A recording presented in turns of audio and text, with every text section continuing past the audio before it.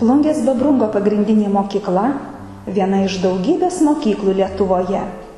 Iš pirmo žvilgsnio tai mokykla niekuo neišsiskirianti iš kitų, su savo moksliukais ir mušeikom, gerais ir labai gerais mokytojais, su savo visada rimtai nusiteikusia direktore, su rūpestingom valgyklos darbuotojom, su valytojom, ūkvedžiu, biblioteka ir kitais dalykais, būdingais kiekvienai paprastai mokyklai.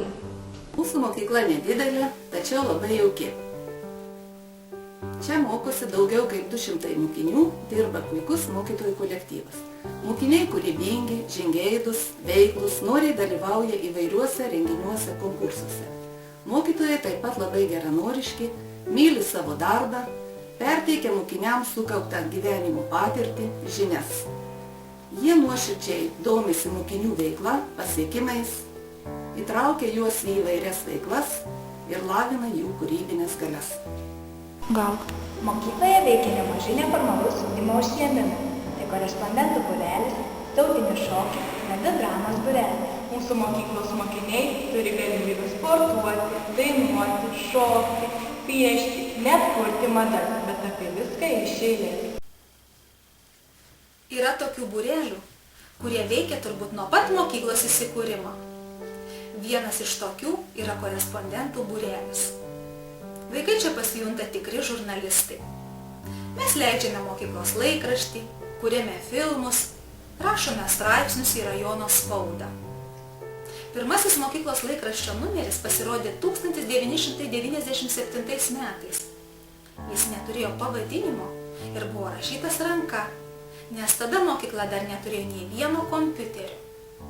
Sugalvojome laikraščiui pavadinimą Babrungėnas, nes netoli teka Babrungo upelis. 2001 metais pasirodė pirmasis spausdintas Babrungėno numeris. Dabar jame spausdinama ne tik aktuali informacija, bet ir nuotraukos iš renginių. Mokyklos korespondentai ne tik leidžia laikraštį, bet ir kuria filmus. Mūsų filmas, kas įkvėpia augti laimingai, Lietuvos vaikų ir jaunimo centro organizuotame konkurse laimėjo 1 vietą. Labai džiaugiuosi korespondentų būrelio nariais. Jie nepaprastai imlūs, įdomūs, kūrybingi. Tačiau labiausiai mane žavi tai, kad jie nuoširdžiai įsitraukia į veiklą. Negaili savo laiko, visada galiu jais pasitikėti. Ir tam tikra prasme jie yra mano mokytojai. Nes kai reikia ką nors padaryti su technologijom, jie yra greitesni už mane. Ar žinote, kad mokykloje yra Lėlių teatras, kuriam jau 18 metų vadovauja Vida Gedžiulienė? Daugelį metų vadovauju klasės Lėlių teatrui. Lėlių teatras puikiai priemonė integruoti beveik visus mokomuosius dalykus. Vaidinimo metu ugdomi kalbiniai įgūdžiai, puoselėjimas vaiko vidinis ir išorinis laisvumas, judesių koordinacija.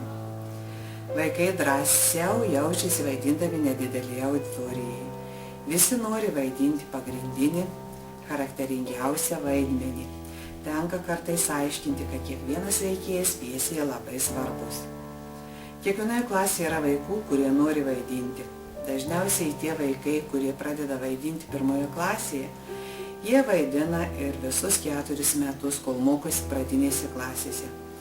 Jeigu reikia pagalbos, padeda ir mokydamisi jau vyresnėse klasėse. Ačiū jiems už tai. O aš girdėjau, kad vyresniųjų klasių mokiniams patinka vaidinti. Reta šventė mokykloje apsieina be dramos būrelio. Mokytojas Bronislavos Šimonienės vadovauja. Jie rengia rugsėjo 1-asias. Sveikina tautinių švenčių progą.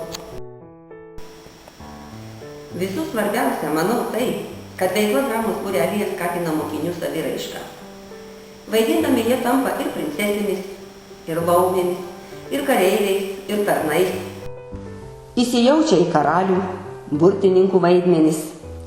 Scenoje mokiniai ugdosi savitvardą, plečia savo estetinę patirtį, įgyja pasitikėjimų savimi. Palengva nugali scenos baimę. Juk nelengva atsistoti prieš auditoriją. Kiekvienas įkūnytas personažas yra pamoka. Kiekvienas herojus palieka pėdsaką, prisiminimą, mažojo aktoriaus širdyje. Moko gyventi. Mokyklinis teatras svarbi viso moksleiviško gyvenimo dalis. Juk į dramos būrelį susirenka ne vien rimtuoliai. Repeticijose dažnai skamba juokas. Mokiniai linksmai leidžia laiką, matuojasi rūbus. Dažnai nuoširdžiai pasikalbame. Pasakojame vieni kitiems istorijas. Ieškome idėjų naujiems vaidinimams. Čia netrūksta kūrybiškumo.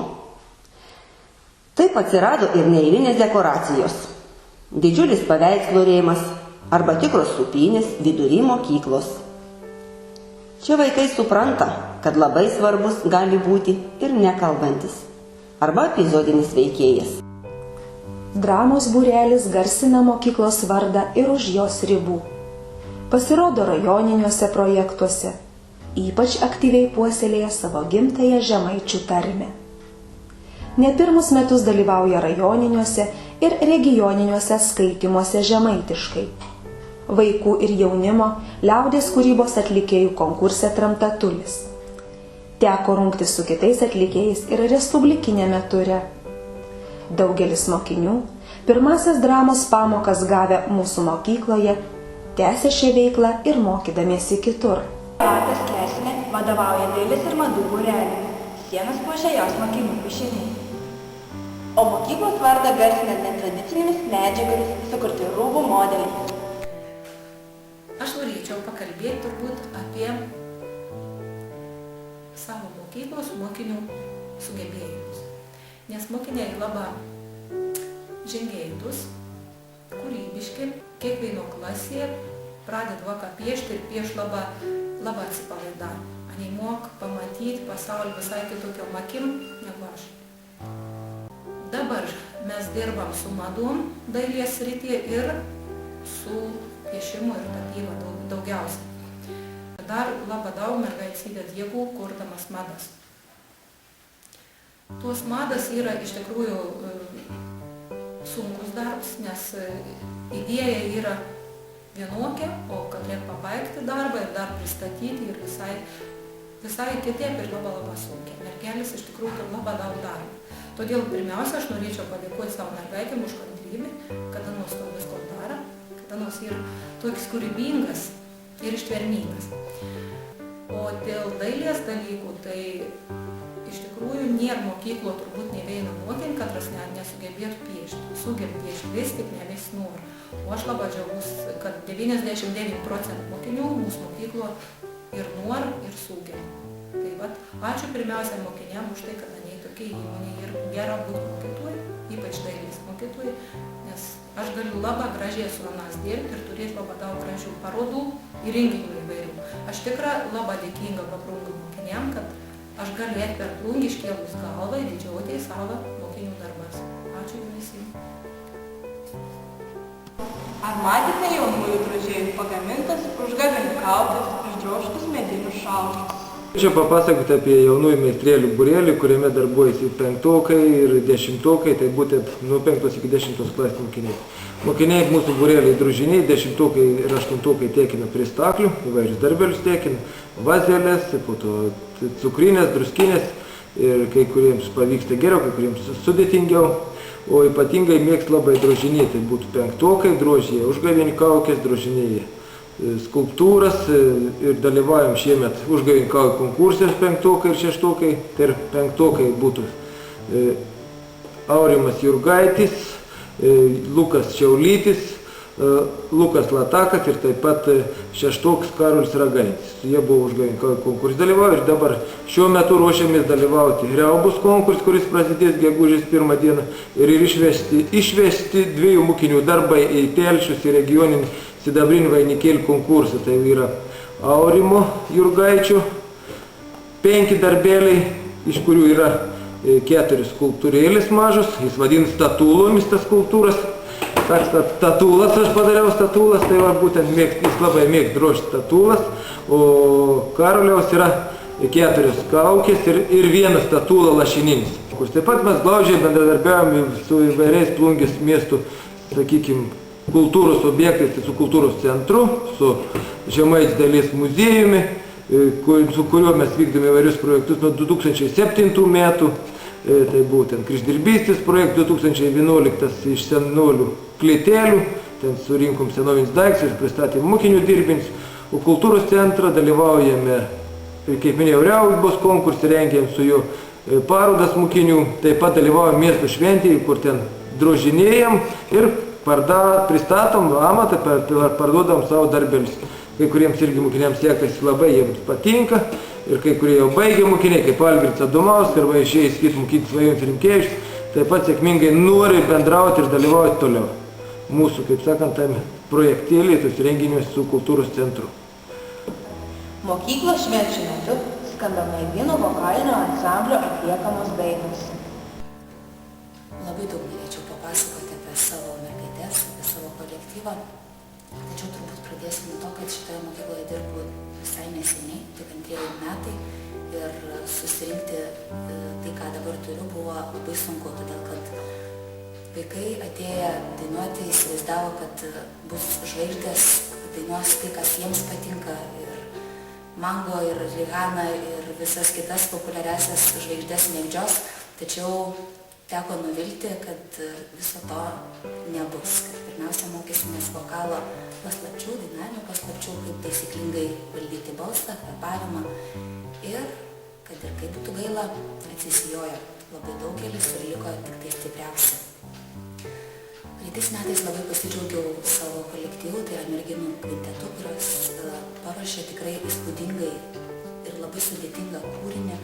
Tai yra bažnytinės muzikos kūrinį Dona Nobis Pacem ir išėjom koncertuoti į Plungės bažnyčią. Koncertas pavyko išties puikiai. Iš tikrųjų, tenka derintis prie kolektyvo norų, norint išlaikyti juos, tai leidžiu ir pagulėti, ir pailsėti. Mes čia geriame ir arbatą, ir ilsimės, ir šnekamės, ir turbūt daugiau apie tos vaikus žinau aš negu jų mamos.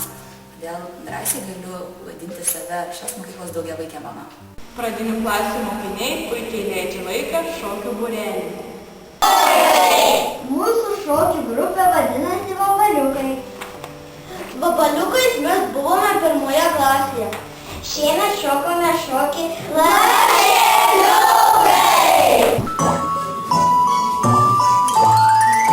Teš nuo stogo lašas. Didelis ištisas mažas. Teš daina lašelio. Pievoje ant smuiko žalio.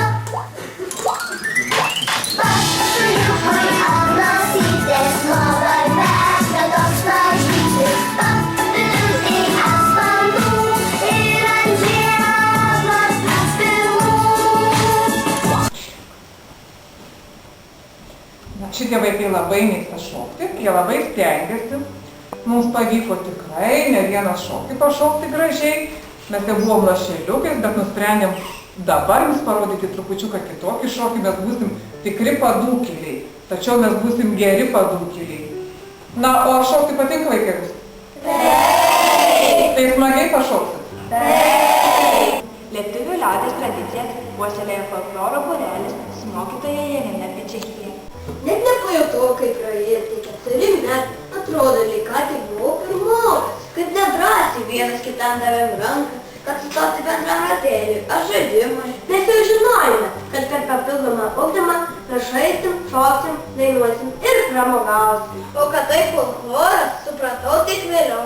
Prisimenu pirmuosius žingsnelius, kai mes žaidėm pupa, mes maži nykštukai. Prisimenu ratėlį 7, pasėjau žilvytį. O kai trepsėjim poilkį, bitutė pilkoji, net prakaitą braukė. Labai patikdavo turistiniai žygiai prie Babungo.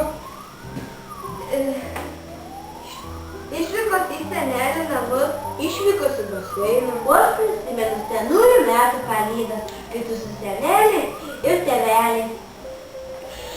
Smagu buvo kiti naminį sūrį su medumi. O šie metai, tarmių metai. Šuokom drybėm dainavom, linksma gyvenu.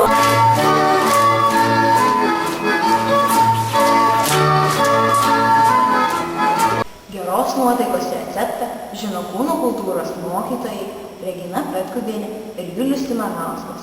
Mergaitės yra sportiškos, visos lieknos gražios, mėgsta sportuoti, aktyviai mėgsta šokti ir ką?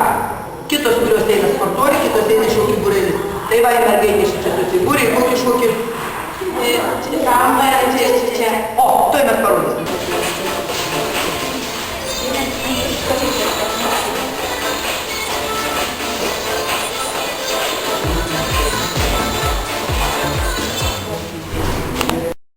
Daug įdomios veiklos mokiniams suranda biologijos mokytoja Indra Niedvarienė.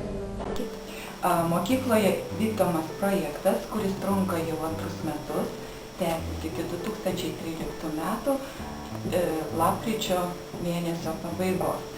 Projektas vadinasi Žaliosios ugdymo aplinkos ir projekte dalyvauja mokiniai 5-10 klasių. Projekto metu mokiniai mokėsi daryti vėjo greičio matuoklius, popilinėme puode virino vandenį, matavo prie mokyklos augančių medžių aukštį, gamino kompasus, saulės laikrodį.